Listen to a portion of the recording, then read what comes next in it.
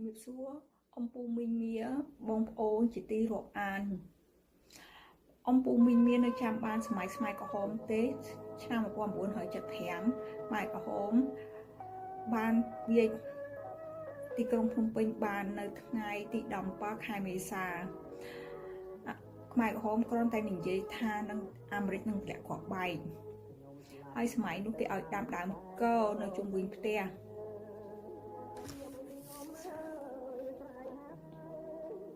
អ្នកនិពន្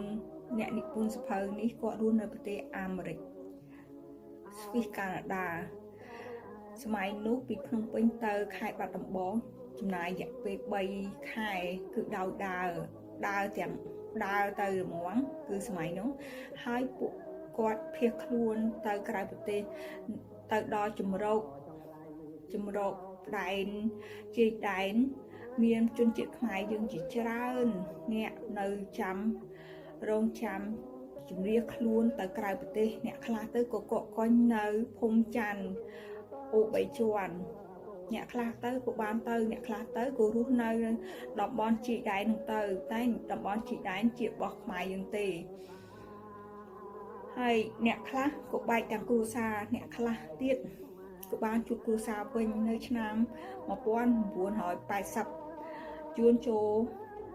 លស្រុកមកសម្រាប់ជនជាតិខ្មែរយើងចិត្តផុតពូជ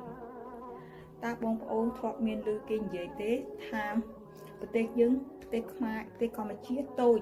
ប្រជាជនតិចធ្លាប់ឮទេតែខ្ញុំមើលប្រវត្តិសាស្ត្រទៅប្រទេសកម្ពុជាយើងទឹកដីធំណាស់នៅខាងកើតខាងជួនយក21ខេត្តហើយខាងសៀមវិញយក37ខេត្តហើយណាមួយខ្មែរយើងនៅសខ្មែរលើហៅខ្មែរសរិនហើយខ្មែរក្រមដល់ពេលសម័យនេះស្តៀងនឹងសម័យខ្មែរក្រហមទេទោះព្រះសង្ឃក៏ដោយរាជសាមញ្ញក៏ដោយតើលពឹសដៃចូលខមមិនឬកាត់តរូបភាពចាត់ទុកជាជនក្បត់ជាតិហើយទៅប្រហែលថ្ងៃនេះបងប្អូនមិនបានឃើញទេថ្ងៃទី16ឬ17សៀមបានផ្ដង់អន្តរជាតិហើយថាខ្មែរយើងល្មើសការបត់បាក់ឈប់បាញ់ហើយបងប្អូននៅចាំបានទេនៅថ្ងៃទី26ខែ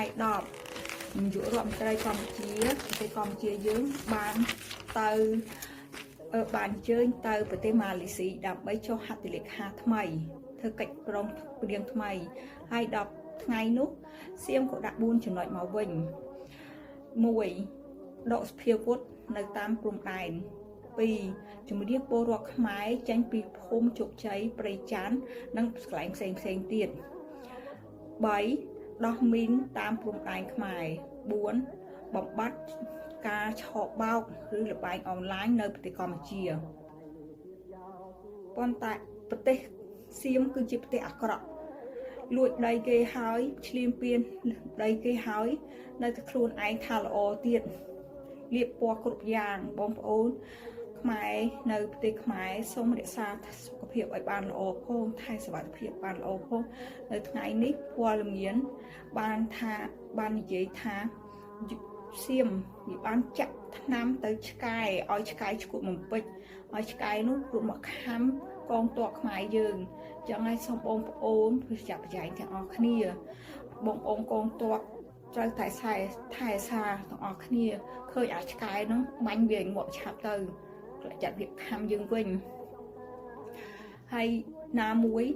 សៀមពីលួចវប្បធម៌យើងច្រើនណាស់របស់តូចតាចដូចជារបស់ញ៉ាំពោតកបោទៅស្ដែកទៅដែលកេវកតូងជាស្លឹកចេកខ្មែរយើងជាប្រពៃណីរបស់ខ្មែរយើងទេតែវាលួចយកទៅធ្វើជារបស់វាខ្មែរយើងអាងថាស្លឹកចេកថ្លៃឈប់ប្រើទិញចានជ័ររបស់សៀមហើយយើងជួយទិញផលិតផលវាច្រើនណាស់ប៉ុន្តែវាបកក្បាលមកវិញវាធ្វើបាបយើងអញ្ចឹងហើយសៀមវាសងំយកពឹសខ្លាំងណាស់បងប្អូនអើយសូមប្រយ័ត្នប្រយែងតិចចាអរគុណ